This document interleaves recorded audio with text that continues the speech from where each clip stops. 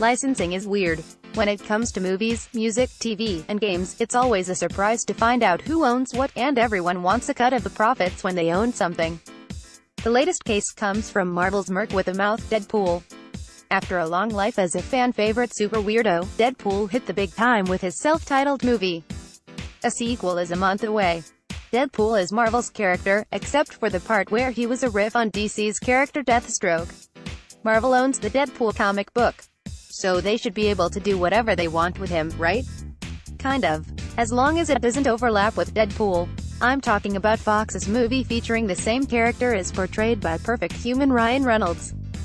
Artist Riley Brown took to Instagram last week to talk about some hurdles he tripped over in his Merc work for the comics giant, and it all comes down to movie Deadpool versus comic Deadpool. Someone asked if I'd ever drawn Deadpool in his movie costume, and I actually did once, for an issue of Spidey Pool. In this story, Wade got a part in a Deadpool movie playing as the stunt double. For the scenes on set, I thought it would be fun if he wore the actual movie costume, so that's what I drew. I didn't think anyone would notice or care, since the difference is just a couple of straps and some knee pads. But they did notice, and made me change it back to his typical character design, because the lawyers wouldn't allow them to use the movie costume for some reason. So weird. So I had to redraw that Deadpool in all those scenes. Ran into a similar lawyer-induced problem with Marvel a few months ago when they asked me to do an ad for some smartphone drawing software. I was going to draw Deadpool, but it turned out they weren't allowed to use him for the ad, so we figured Spidey would be safe, and I did a drawing of him. Turned out they weren't allowed to use Spidey either, so I had to do it again.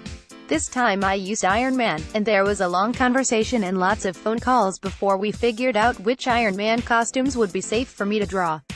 The moral of the story: study your licensing deals. What? I can already hear you asking. But his costume is one of the best page-to-screen adaptations we've ever seen for a superhero? That may be, but the movie version took some key liberties with the design to make it work on a perfect human. So when Brown had to draw Deadpool playing himself in a movie in the Deadpool comic, he wanted to give a nod to the movie outfit. For the scenes on set, I thought it would be fun if he wore the actual movie costume, so that's what I drew.